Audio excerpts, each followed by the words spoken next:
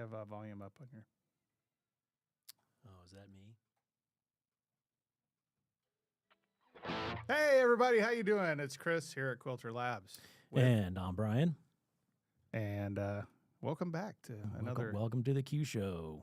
Another fun weekly podcast to talk more about the Elevate. As per special request, I think someone reached out last week and said, hey, guys, put this on Spotify. What are you thinking? I like to jog, and I like to listen to stuff while I jog.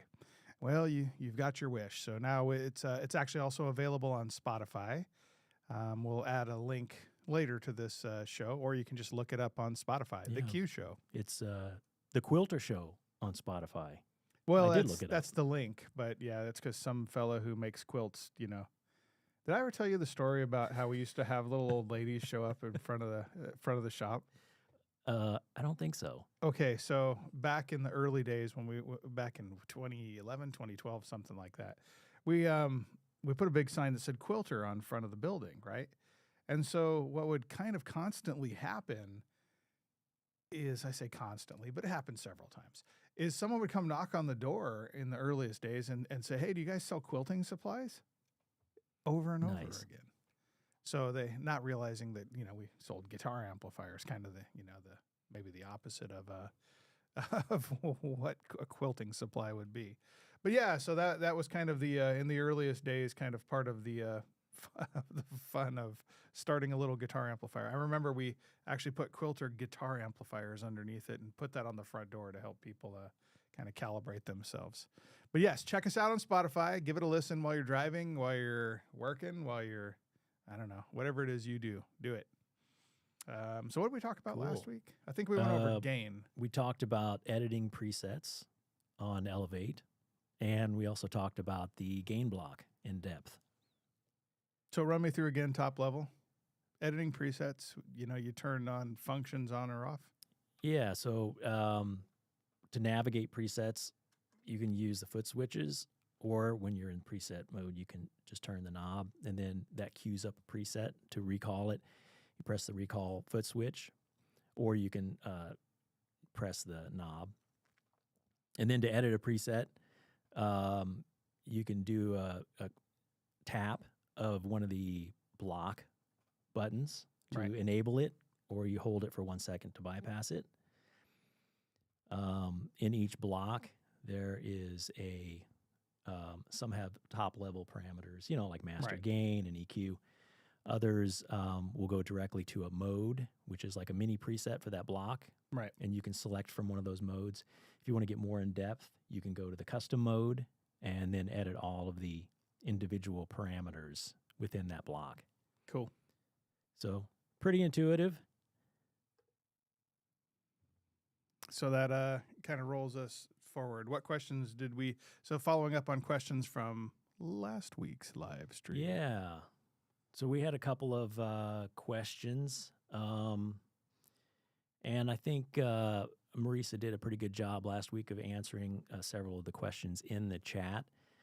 But there was one or two that we thought were worthy of mentioning. And then there were some other questions that came up that either we missed or have just come up since the last week's live stream. So there's a question here asking about the switching between presets. I think what the viewer was asking is, when you switch between presets, what happens? Does it transition smoothly? Does it mute? Right. Things like that. So it does transition smoothly. Essentially, it implements kind of a morphing function to morph all the parameters from the preset you started with to the preset that you're ending with. Right. And then in addition to that, the echo and reverb have a optional trails bypassing. Right. And so you enable that, it's actually down in the custom parameters for both echo and reverb. And bypassing trails means it So there it is. The bypass type, you can select trails or normal. Right. And so normal means that when you switch or when you bypass that effect or you switch to another preset that has that effect bypassed, Right. when a trails is set to normal, it's just going to cut off that reverb decay, Right. or the echo regeneration is just going to cut off. Right. If you have trails enabled, then it's going to allow that to decay out. The reverb or the echo regeneration is just going to continue to decay out. If your echo or reverb is also enabled in the preset that you're switching to, then it's going to morph to that new value, Right. the new decay value or the new regeneration value. Oh, interesting. So this doesn't apply to main bypass. So main bypass is this. When you hold down the bypass button, it bypasses everything, Right. right? So There's you can no just trails in do a that level case. check basically at that point. Yeah. So that's essentially how the preset switching works, Gotcha. if that makes sense. Yeah. So it's pretty smooth transition, doesn't mute out or anything like that. And then you have the optional trails. Well, that's cool because if you have, a part with, glorious reverb and you want to roll into something that's, doesn't have that, you can keep the trails going. So that's, happy trails to you. And then we were asked about the factory presets. Are these preset upon purchase, or do I need to do a lot of work to get these sounds set up? So you don't need to do anything. They ship with the unit. Everything is set up and ready to play. Of course, you can customize them if you want, and save them as your own user preset. And you'll want to for sure, just because your instrumental sound different or whatever. And yeah, I think this show we're going to be covering EQ, and you'll see what kind of why you want to do that. And then we were also asked if Elevate will have a playlist capability for playing shows, and yes, it does. So that'll be a topic of another video. yeah. But- so you yeah. can have up to 50 lists that you can create, and each list can have up to 50 presets on it. So for those of you who have more than 50 shows that you play and they're all different, well, sorry, you're out of luck. Nah, you can edit these on pretty easily. Yeah, it's pretty easy to set up. To access the list, you just press both the preset foot switches at the same time. That brings up your list menu, and then you can. Right now, we only have one list set up, the example faves, and so you can select that and press recall, and then it goes to that list, and then you have to select the preset on that list, and that's all there is to it. So let's go back to where we were. And now I got to go back and find the preset we were going to use to demo. 47. Oh, presets all have numbers, by the way. So yeah, when you use the knob, it'll show you the preset number. Yeah. If you like to see the number. And a few viewers, I think, asked about price, which is without getting into a long, belabored conversation about tariffs and the state of the world right now. I'll say this much: is we're committed to the initial run, one way or the other, coming out at $499, so $500 basically, and we're gonna make that happen. We're gonna see it through, even if we have to eat tariffs. Then we have to eat tariffs, but that's where we're starting this bad boy out. Yeah, so if you have questions while we're doing the live stream, just put them in the chat, and we will get to them. We'll try to get to them at the end. So we're not ignoring you. We're just waiting until the end. Yep. We're trying to stay on script. Okay, so today we're going to cover the EQs, the EQ blocks, and the cab block. And these are kind of related in that they're essentially both filters, Right. to sort of shape your overall tone. So it's kind of nice to talk about these in the same live stream. Well, and I'm curious, kind of from a basic level, for there's all levels of guitarists are going to watch this at some point in time or another. So what is your basic, theory of EQ? What is EQ doing, in a general sense, top level? I know this is a Top deep, level. loaded question. Yeah. Don't expect him to answer the whole world. There it's could be deep. books on this. Well, yeah. It's also pretty open-ended there. So essentially, you're shaping the frequency response. Right. Okay. And there are different types of filters you can use to do that. And I think most guitarists have a fairly good concept of what your basic EQ does, your low, mid, high EQ. Yeah. That everybody has. Bass, mid, treb. Or bass, mid, treb. Yeah. But there are other ways in which you can shape your frequency spectrum. Right. And so, the cab block essentially is another type of filter. Right. And that's all there is. It's nothing. It's not magical or anything. It's just a different type of filtering that you can apply to shape your tone. Gotcha. And we'll get into a little more depth here in a little bit. Well, and yeah, cab block does a few other things too besides the basics of So they're different animals in different positions relative to the signal path, which So I guess the way that I would say that the cab block is different is that so an EQ, like as I mentioned, you're kind of familiar with that. You're boosting a certain broad part of the spectrum, right? Right. So you turn up the low EQ, you're boosting the lows. Right. A cab block, sort of in its most basic sense, is band limiting the frequency spectrum. Right. You're essentially lopping off everything below a certain frequency, or most everything below a certain frequency, and most everything above a certain frequency. Right. Which makes sense because in real life, that's kind of what the typical 12 or 10 or 8-inch speaker, for that matter, has a certain frequency response. You can actually look up the curve for the speaker, and the cabinet itself plays a role in shaping that. Yeah.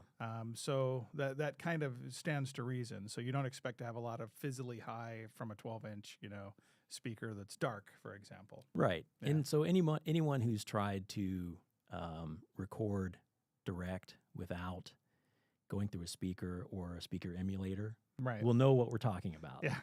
Right? It's going to be really thumpy and really fizzy. Yeah. And so the cab block will just remove those parts. Right. And you can control how much of that you want to remove. Right. And that's sort of, in essence, what's happening. Now, an actual speaker is going to do more stuff in addition to that. And some of that kind of overlaps with what an EQ will do. Right. And my preference is not to try to have two different functions doing the same thing. Right. Because it just makes it more difficult to use. Well, yeah, it's more complicated. And you have things that are interacting with one another. You could have one thing that's undoing something you're trying to do in the other block. So I like controls to be as independent as possible. Right. So as much as we could, we tried to keep the filtering functions in the cab block independent Right. of anything that you could do in the EQ block. And that kind of naturally, when I was developing presets for this thing, one of the first things I did was get the gain structure set correctly, and then immediately turn my attention to cab next. So it's funny that you say that. And I'll probably do a video on this at some point. But that actually had more. It seemed it's almost like if you're setting it up, you get an amplifier and you get a speaker cab first, and then you start doing all your shaping to try to get your tone. It seemed like it kind of followed real life in that respect. So I noticed that I had the same kind of the same results if I'm trying to dial in a specific sound. I would turn the, get the gain, find the mode. We call them modes, right? Yeah, mode. I'd select the right mode that sounded closest and do the same thing with cab. And if I could get 90% of the way there, then I only had to do a little bit of tweaking in EQ to actually accomplish it. Yeah. So that, it stands to reason. In a lot of ways, it's like picking an amplifier, picking a speaker, and then, getting all your auxiliary stuff set up. Mm-hmm. Yeah. Yeah, so let's start with the EQ blocks, Okay. and then we'll move on to the cab block after we're done with that. So the first thing you're going to notice is we have both pre and post EQ. And so some people might be wondering, like, why do you have both? And so in a general sense, a pre-EQ is going to, especially when you have something with a lot of gain on it, a pre-EQ is going to affect the gain overtones that you get, whereas the post EQ is going to shape the overall response or the overall tone. And so they act very differently when you have a lot of gain. If you don't have a lot of gain or have just a really clean sound or have the gain block bypassed altogether, then those two blocks, the pre and the post EQ, are going to do pretty much the same thing. Pretty much the same right? thing. So you don't really need both of them if you are if you're not using gain. If you're not using gain. Yeah. But if you are, then they start to operate very differently. That being said, the way that they are implemented is the same, meaning that all the controls are the same in each of them. Right. And we did that to try to keep it simple for people so that you don't have to learn two different things Right. for those two blocks. So the way they shape the frequency spectrum is the same, Right. right? But you do have independent controls, so you can set them up completely differently. Yeah. And a lot of times you do want them, well, pretty much all the time, you want them to be different. Right. So the other thing I will say about pre-EQ versus post-EQ is depending on what type of amps you are accustomed to, Right. you may be more familiar with one than the other. So vintage amplifiers typically have their EQs before Right. most of the stuff that's going to overdrive in the circuit. Right. And so if you're accustomed to vintage amplifiers, the pre-EQ is probably going to be you're going to be more accustomed to the way that sounds. Right. Whereas in modern amplifiers, usually most of the overdrive happens in the preamp section, and then that's followed by an EQ. Right. So in modern amplifiers, the post EQ is going to seem more familiar. Yep. So that's not to say that modern amplifiers don't have pre-EQ. It's just typically it's more fixed. So there's some fixed EQ function that you may not have any control over. Right. Or if you do, it's like a bright control or something like that. Right. Yeah. So let's let's start with I'm just going to pick one, and you'll notice immediately you're presented with your familiar controls: low, mid, and high, and you can press the knob to cycle between those three, and the number that you're shown is in dB. And so that's all very straightforward. If you press the block button again, then you'll be presented with the mode selection. Here's where you get to select what type of EQ you want. I'm going to come back to this. Use post EQ frequency EQ. I'm going to come back to that in a bit. So you can select between different types of EQs. There are three. You have the option of 3-band or 4-band. And so some of these kind of loosely mimic what you might find in some amplifiers. Right. So in that regard, you can probably find something that is familiar to you if you're accustomed to a certain amp. And then if you go into the custom mode, then here's where you can, basically design your own EQ. So you can select either 3 or 4 bands. I'm going to select 4 bands just so I can show you all of the parameters. And then here you can select for the mid, you can select the center frequency and the Q for the mid. The Q is sometimes called the quality of the filter. It's sort of inversely proportional to the bandwidth. So a higher Q means you've got a sharper or more narrow bandwidth, and a lower Q means you have a broader or wider bandwidth.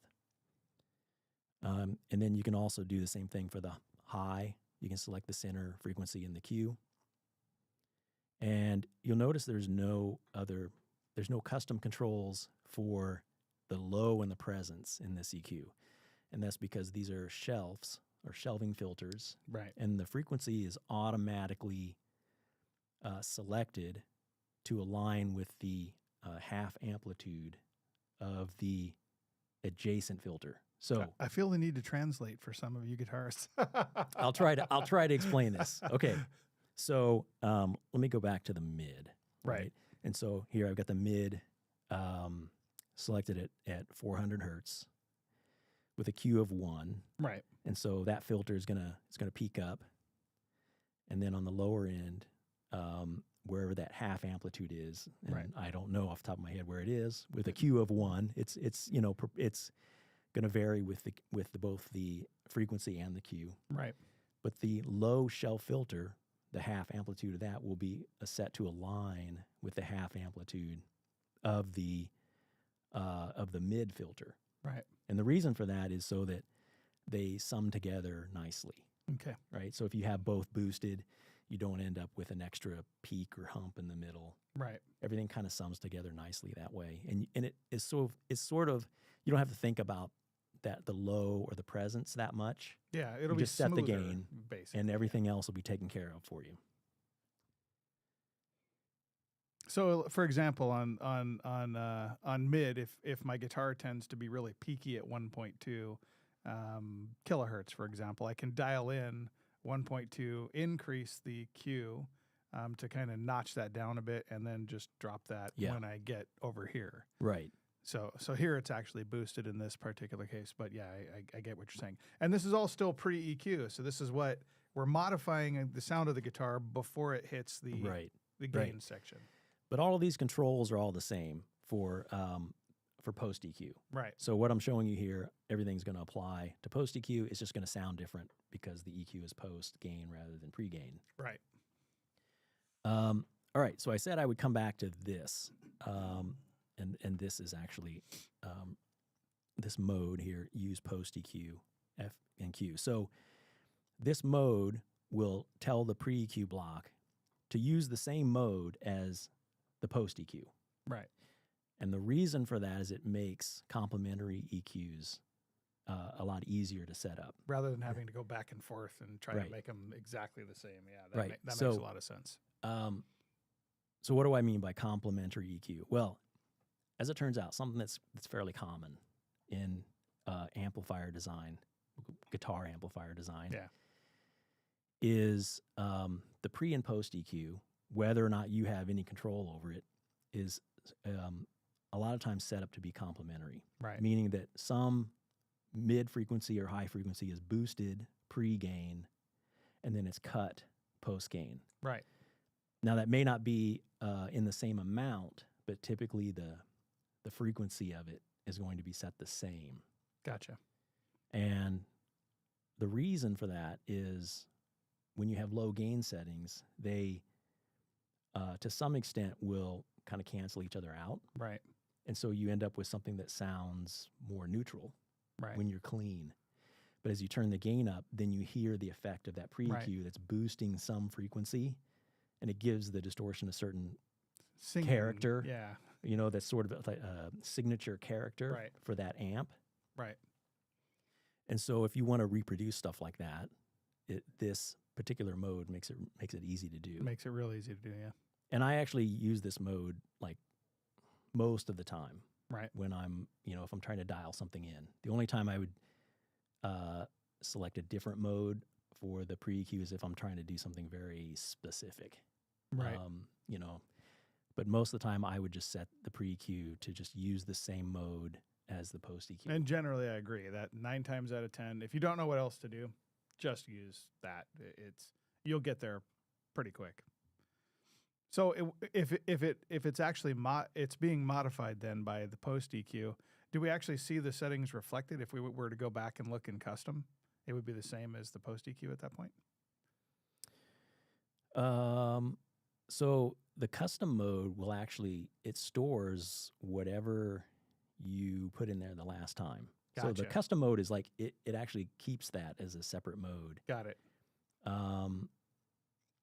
So the only time to overwrite that with a mode is if you actually go into the Got mode and it. tell it to copy those settings over. Got it. Okay. Okay. Makes sense. So I thought we'd maybe try to demo the effect of the pre and post EQ. Cool. I'm gonna just undo whatever I did there. And so let's see what we've got here.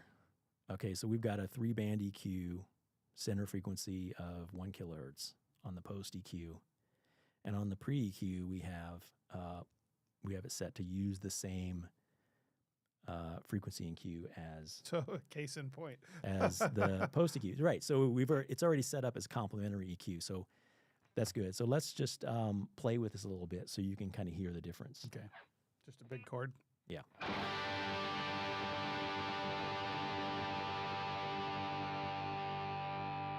So I'm going to copy this to the custom mode.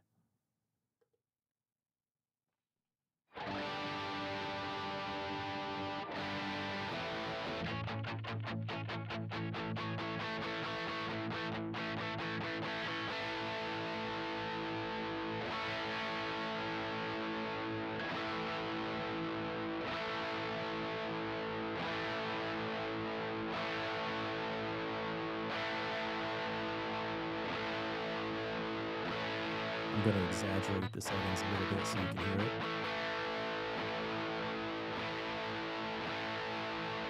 Wow. Smiley face.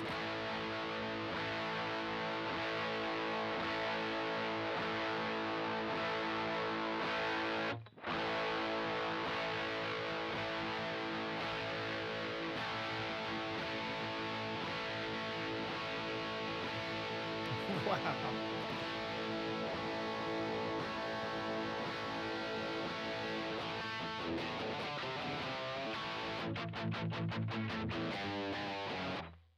Yeah, so you can hear all I was doing there was shifting the frequency down.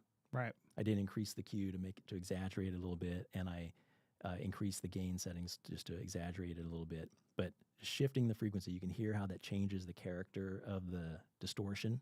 Yeah. And since the pre-EQ was essentially linked to the post-EQ, Right.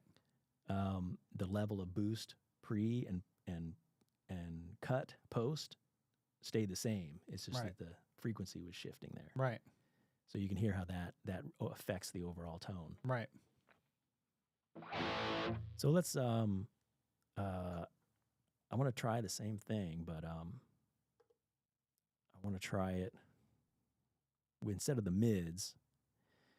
I want to try it with the high.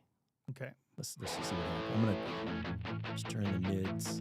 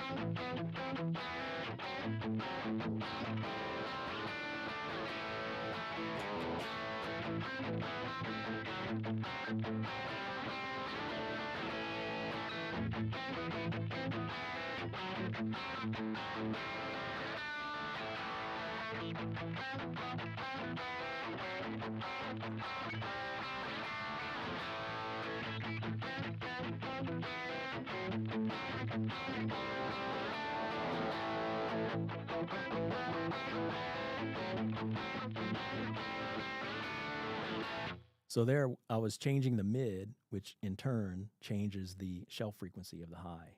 And so I boosted the wow. high pre Right. and cut it a little bit post. Right. And so just by shifting that shelving filter, that high shelving filter up and down, you can Right. hear how it affects the gain overtones. Right. So that's just another example of how complementary EQ might be used. Right. Well, and again, it simplifies it because it controls both, and it almost doubles the effect, if you will. Almost, not exactly. Well, it's doing it, pre and post gain. So it has Well, it certainly makes it a lot easier Yeah. because once you get your gain set, then you just go in and change the frequency and Q right, on the post. You don't have to remember to go and duplicate those settings in the pre. right. And so you can instantly hear, like as you turn, you can Yeah. instantly hear what it's doing. Gotcha. Yeah. So that's essentially how the pre and post EQ work. And I mean, that's really all there is to it. It's pretty simple. Yeah, I mean, it's for some people that it may be more complicated if you're not used to, the idea of pre or post. Again, to your point, if you play vintage amps, you're going to tend to want to live in pre-land. If you tend to play modern amps, you're going to want to live in post-land, or which makes sense to a lot of extent. Well, shall we talk about cab? Yeah. Come on, that's man. Next. Can I plug my IRs into it? Okay. Ah. I'm gonna. I'll just ask your questions for you right away. I'm gonna. Yeah. We got to talk about IRs. I'm going to. I'm gonna say something controversial now. Uh-oh. IRs kind of suck.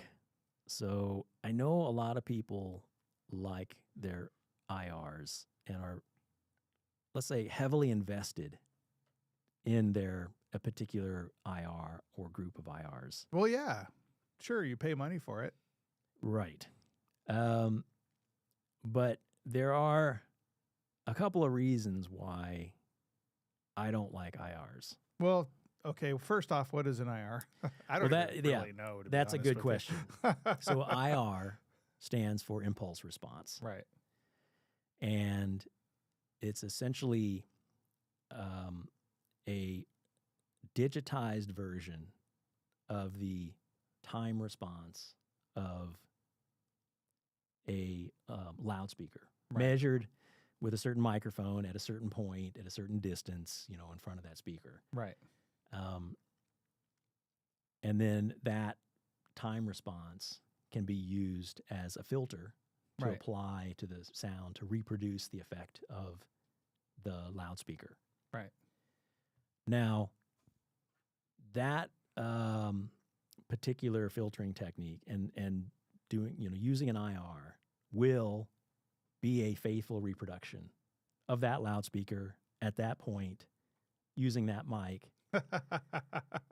Okay. And already I see the problems with that, yes. Yeah. So there are a couple issues. So unless the sound you want is in the laboratory with a specific mic that tested it. Right. Now you can use a reference mic and you can calibrate for the effect of that mic and essentially remove the effect of that. Some people like, they like the sound of a certain mic. So and you can either create an IR using that mic or also combine the response of that mic microphone type with that loudspeaker IR. So, but it's all shaky ground, because let's face that's one of the problems, henceforth the anti-modeler moniker. That's the shaky ground of, okay, so you mic'd this one speaker this way, you mic'd that one speaker that way, and what's your reference point? At the end of the day, is it that you want to have you want to feel good that you're so in a way I'm with you. I follow you on this. I understand why people want them. I understand conceptually why I love the sound of a creamback speaker, and so I want that exact sound. But I just said it. I want that exact sound. I don't care personally, particularly how I get there. I just want that sound, I mean, the first issue, and there are three issues as I see it. Right. The first issue I think you're touching on, right, which is, what is the sound of that speaker? Right. Is it at that specific point in front of the loudspeaker, right, with the mic like so many inches off the cone at a certain angle? Or is it how that speaker sounds Inside in a room, right? In Right. a room. Now you can get IRs, multiple IRs at multiple angles around the cabinet, Right. and combine them and try to reproduce that. Right. I mean, it's kind of a pain and it's kind of subjective how you might want to Well, and that's do why I that say in order to reproduce whatever it is that you're hearing. it's shaky ground. Yeah. Because what might sound exactly right to you may not sound at all like what I remember that creamback sounding like. Right. And there you have it. So, so yeah, there's that, and where you position that cabinet Right. in a room is going to change how it sounds. Right. Is it on the floor? Is it tilted back? Is it on a stand? Is it close to a wall? All of those things are going to affect the low frequency response. Right. So there's just a lot of factors that are difficult to try to reproduce in a predictable way. Right. And it all begs the question, is that the exact thing you're after still at the end of the day? Yeah. So, yeah. So that's the first thing that I don't like about IRs. The second thing is that you can't really adjust them. Like you load it up and that's what you got. Now Right. you can EQ, you can apply some EQ, but as we've talked about, an EQ is not the same type of filtering that happens, that like a cab sim would do. It's not, Right. so you can't really compensate for things that you might want to change Right. in the way that it sounds. So you're just kind of stuck, trying different IRs until Right. you find one that you like. Correct. Right? You can't dial it in. Is what I'm Well, saying. and that's part of and again, that's part of the dilemma. If I just want to sound like something, is it that I want to feel good that the digital thing's aligned with my expectation of it? Or do I have a tool that gets me closer to what I'm trying to sound like? Right. Yeah. Right. The tone I want to hear when I hit the strings, So, and then that leads me to the third issue that I have with IRs, and this, I think is something that's often missed, Right. and it may be the most controversial. Uh-oh. Here we go. So, Brian's an gonna IR, break the internet today. an IR, it will reproduce. As I said, it will reproduce the sound of that speaker Right. at a certain point in front of that speaker. Flaws and all, Yep. right?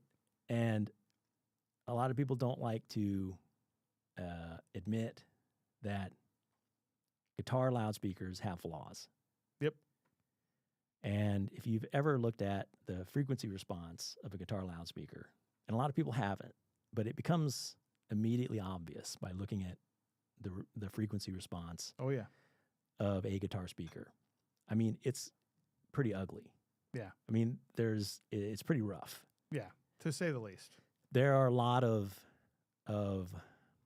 narrow band notches and peaks Yep. in the response, which you can't fix Right. with an EQ. Right. And some people will say, well, that's what gives a loudspeaker its character, and that's kind of the magic of a loudspeaker. And it all comes back to, look, if you... Right up till you don't actually like the sound Yeah. that thing gave you. I mean, if you're trying to reproduce the sound of a specific speaker, Right. then yes, use an IR. But you're going to get all those flaws with it. Right. And it's not immediately obvious when you play through it, but you might notice after a while that you hear, like, there's a certain frequency that pops out sometimes, Right. and you just can't EQ it out. Yep. And that's And you can't right, because it's because it's some built in, narrow yeah. band little peak. Yep. And usually there's multiple, right? And so they're Yeah. just you're only gonna hear them sometimes. It depends on, what overtones Right. are in the particular chord you're playing and stuff like that. Well, I mean, and this happens incidentally in instrument amplifiers as well with real life speakers, by the way. So I can say a thing or two about that. That we have had speakers that people will listen to and go, oh, it's just so bright, and the following day I have somebody going, oh, it's just so dark. There's the instrument to consider in the whole equation too, and the flaws of the speaker are flaws for one guitar and not flaws for another guitar. So you have people that love the sound of a specific speaker. And over the years, it got to the point where when people would email in and talk to me about a speaker in particular, I would ask them, hey, what kind of music are you playing? What instrument are you playing? Get used to, or get a picture in my head of what they're doing. And then I would literally go look through Celestion's catalog and start looking at frequency response curves and impedance curves and saying, this is probably the best one for you here. Because you can kind of guess that over time, because you develop an inherent kind of understanding of the flaws of the actual speaker itself. Well, the same thing has to apply to an impedance response. It has to. Yeah. So then, the question is, well, how do you improve upon that? Right. And so, my theory is that you want a smooth response without all those little narrow band peaks and dips. Right. But that captures the overall shape of a loudspeaker cabinet. Right. So it drops off in the high frequencies, and gives you the attenuation you need to eliminate that fizz. And then on the low end, it also drops off the way a loudspeaker would. Right. With, a certain amount of control over, where those frequency points are, maybe, how quickly it drops off. Right. And things like that. And at the same time, now you can adjust those things. So maybe you get, something you like, and you can just kind of dial it in a little bit to get rid of a little more of that fizziness in the high end. Right. So, and it's probably easier just to demonstrate this. So let's go into the cab block, and we've got the default cab focused. I'm going to copy this into the custom mode. So I'll just quickly kind of go through the parameters that you have control over. Yeah. And so you probably noticed before I went into this that there are modes set up. Right. So for a lot of people, they're just going to go through and pick a mode that they like the sound of. Yep, that's what I do. And that's great. But if you want more control, then you can go into your custom mode. And on the first screen, you have control over the low frequency, where it drops off. So in hertz, this is the frequency at which it drops off.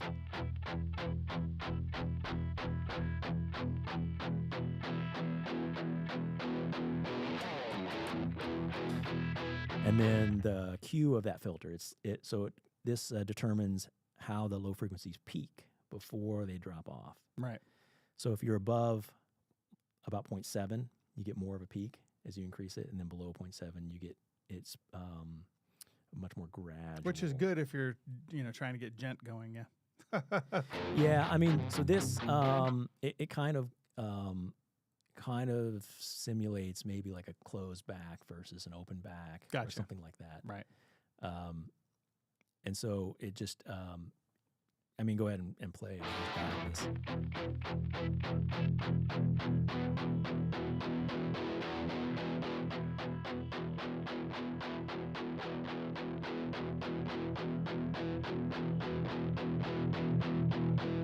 Yeah, wow. Yeah.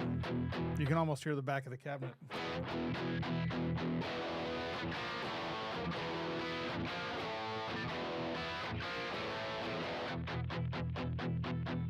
All right.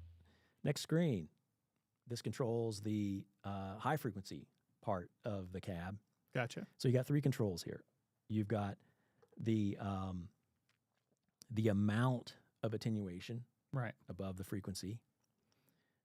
So it's basically going to drop off until you get to minus 30 dB. Okay. And then it flattens off. Got it. And this lets you keep a little bit of that fizz. Right. Because sometimes maybe you want just a little bit, right? Yeah. The next parameter is the roll off, which you have fast, medium, and slow. This is just how quickly it rolls off. And then the last parameter is in kilohertz, where it starts to roll off. So this is probably the one that you're going to hear most easily. So let's try this. Wow. You're not kidding.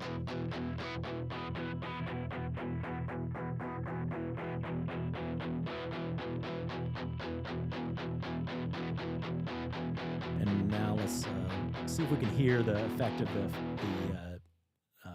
in dB. This is the amount of fizziness. It's a little more subtle. Oh wow, yeah, definitely.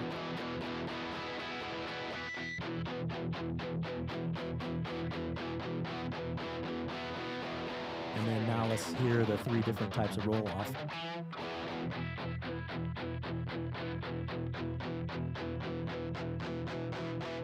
Wow, yeah, because it's really crisp with the yeah.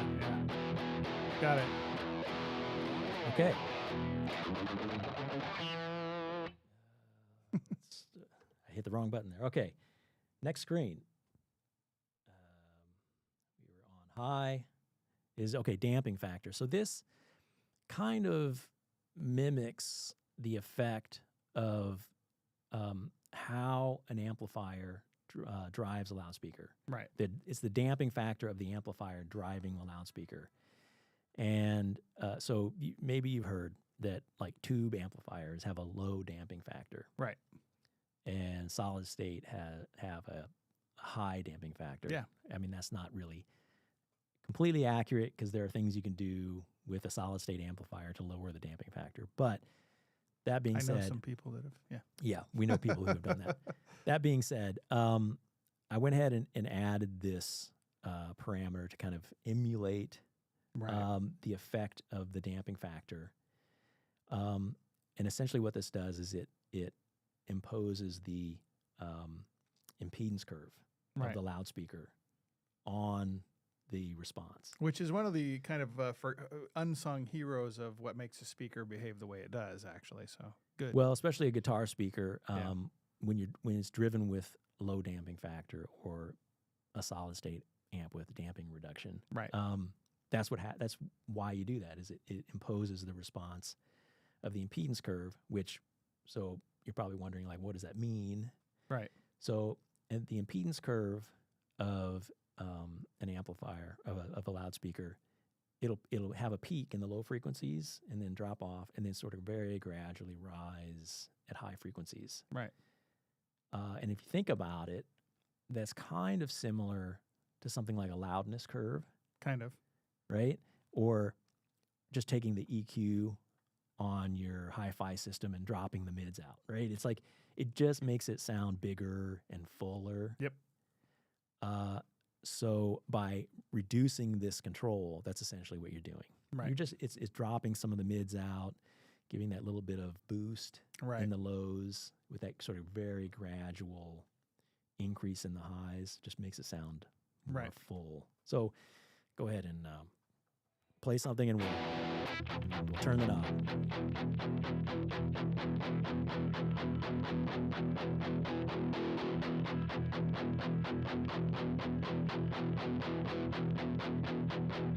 Wow, it almost feels loose. There's a feel to it. I'll say that much. I feel it when you turn it more than hear it, really.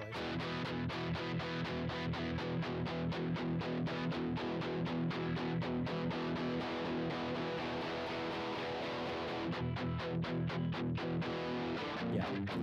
So it's kind of subtle because it doesn't really change it by more than maybe a few dB right. here and there. But it is. But you feel it. You do feel it. I'll tell you that much. And that's it. That's everything in the cab block. I mean, it's pretty simple, not too many controls, but there's a lot of flexibility in those controls. Well, and so you can get, like I said, my experience is dialing it in. You go for that gain first, get there, dial your cab in, and you're 90% of the way there. We do have someone that posted in and said, IR sound good when the variables amp, EQ, output, speaker between the image captured and your settings are the same. IRs sound good. We're not actually, I don't think we're saying IRs are bad or not the way. They're their own complication. I kind of is my 2 cents. Yeah. If your IR is working for you and you have exactly what you want, nobody's saying you're bad. You're awesome. Right. Yeah. I mean, if you like the sound of your IR, then that's what you should use. It just, for some people, it's a little bit of a battle trying to find one that they like. Well, and that's one of the complications. There's it's one of the, having this conversation with someone the other day, just saying, what does the Elevate do that's different? Is it just shortens the path from A to B. Right. So rather Yeah. than having to learn your way through all this stuff and go to college and whatever it may be to achieve a given tone, instead of having to do all that and import this and do that, you can just touch a knob and be there in a few seconds. When you're recording, invaluable, because I don't want to have to reset my amp if I'm using an actual live amp with a microphone. I don't want to have to go in and reset it. And if I'm just trying to sketch down an idea, I want to be able to get the tone I want without the complications of going, well, okay, I got to change IRs or whatnot, or change my preset or change my patches. You can reach over and grab a knob and just do it and have those effects almost instantly. So yeah, that I don't think anyone. It's a controversial thing for sure to say that IRs are complicated, but I'll refer back to it's a shaky ground to begin with. Real speakers, real amplifiers. I have a lot of experience with that. It's hard to get your tone the way you want it to. It's a reality with the real devices. It can't be any easier with digital devices, and I've used IRs too, so I can say with certainty. Mostly, it's I've discovered it's kind of difficult for me personally. So let's see what. So we were asked, could I run this in the effects loop of my Quilter Aviator? You should. So this is really kind of made to be like a full guitar rig. Yeah. Yeah. So you could put this in the effects loop of something, but you're kind of doubling up on some of the functionality. Yeah. So the results might be a little unpredictable. Well, if I were going to do it, I'll throw it out there for you. First off, I'd run it in the front end of the amplifier. A lot of times I get questions. I think it depends on what you want to do with it, right? Yeah. So like if you wanted to use this as just an effects unit, then by all means. Then you can put it in the effects loop. Yeah, do that. That's when it makes sense. If you wanted to use it without cab simulation on, so you're not basically doubling up on what the amplifier and cab is doing, then just turn the cab mode off. Build yourself a preset around that and run it into the front end. Don't complicate your life. Yeah. Yeah. Yeah. And Bob's your uncle, as Pat would always say. Okay. Everything on this unit are presets, no stomp mode, Doc McFarlane says. And I think he's referring to, we could do the zoom out where we were showing the MIDI Maestro. This technically is a fact up. We covered this in a previous video. We have the... we have the capability to turn on or off individual functions using a MIDI controller. In fact, I'll pull it out and we can... Yeah, so while he's doing this, I'll kind of explain some of the rationale behind why there's no stomp mode like on the unit itself without a MIDI controller. And that is that we've already got multiple functions on the foot switches. And so by adding another mode to have like a stomp box mode, would just make it, in our opinion, it just made it too complicated. Yep. So we decided to make this functionality accessible with a MIDI controller. So with a MIDI controller, you can enable or disable any of the blocks. Yeah, which is what I'm doing right now, actually. So it's definitely something you can do. So you can have your, what's the old... slogan, is it Burger King or McDonald's? Have it your way. You can have it your way.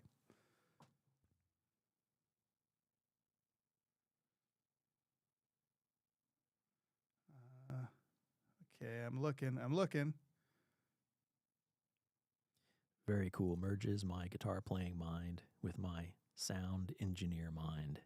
Oh, I think that's that's well said. Yeah. You're going to get exactly what you want on that one, I promise.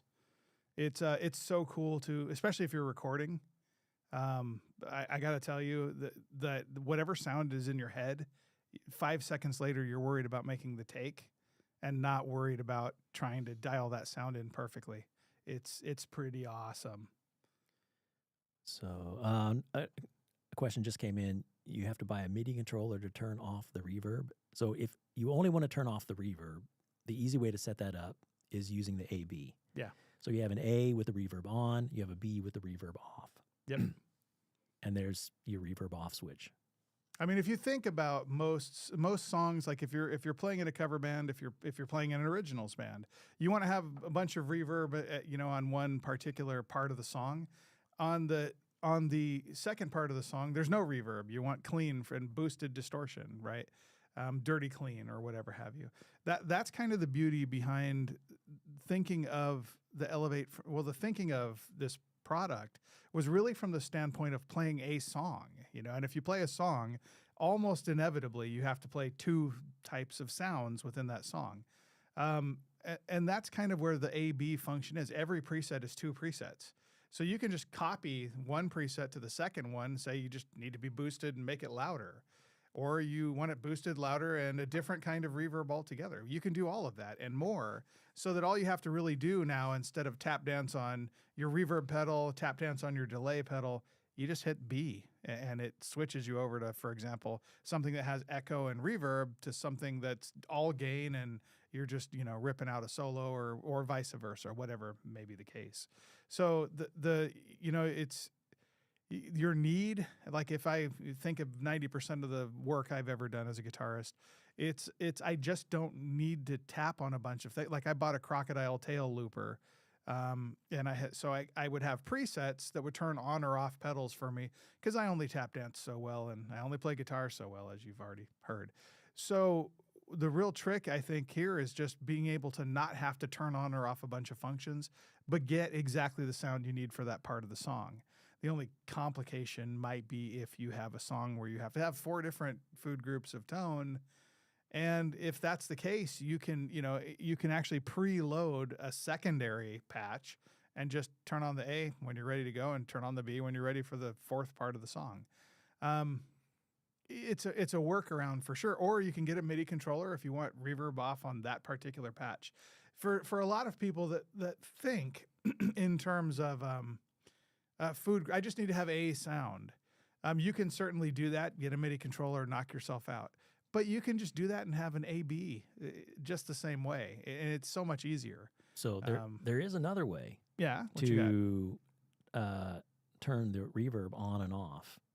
Is you can use the expression controller. Oh, yeah. And you could actually just use an expression switch for that. And so the reverb mix can be assigned to the expression controller. Oh, how quickly I forget. He's right. And then with just a simple, one button expression switch, right, connected to the expression input, that'll turn the reverb on and off. Yeah. And so there's other options. But, I say you can kind of set this up however you want. If you really want to have control over every function for a given preset, you would need an external MIDI controller, if you're just trying to control one function, you can set yourself up that way. So, and you can assign the echo mix to the expression controller as well. So for those of you Bono's out there, not Bono, but the Edge players out there. Yeah. Okay. Well, let's see. We have any other questions, or is that it? I think we're actually we're right at an hour right now anyway. If you got any questions, ask them now. Otherwise, we're going to roll on. So I guess while we're waiting, what do you got planned for next week? Next week, we're bringing Pat in. So we're going to talk a bit about the Direct Amp, another product that Quilter Labs Pat designed, some years ago now, which is kind of the spiritual successor to the Phantom Block. So the Pat's got an interesting story about kind of how he came up with the Phantom Block and a bit about how the Direct Amp is designed and kind of what it is, why it is, and it'll be kind of fun. The one product we actually put the name Amp in has no amplifier. It's it's made to go direct into the PA system, so it'll be kind of a fun time with Pat, and who knows what, feel free to ask questions now that we can, if you have any questions you want to ask Pat, we like to talk about all sorts of things. You never know where we're going to go with this thing. So I can say, with all that said, you got one more, or are we good? Crickets. Crickets. I don't wait. One just came in. Oh no, it's just a comment.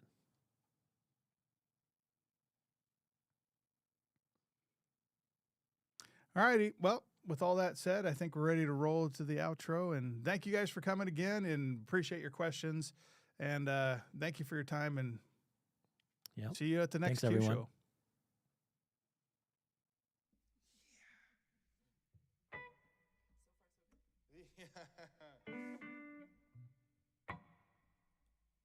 I found peace, loving on those who hate me. I found joy, raising babies with an angel on earth. I found worthless, saving dollars on a rock in space. I won't kill for gold.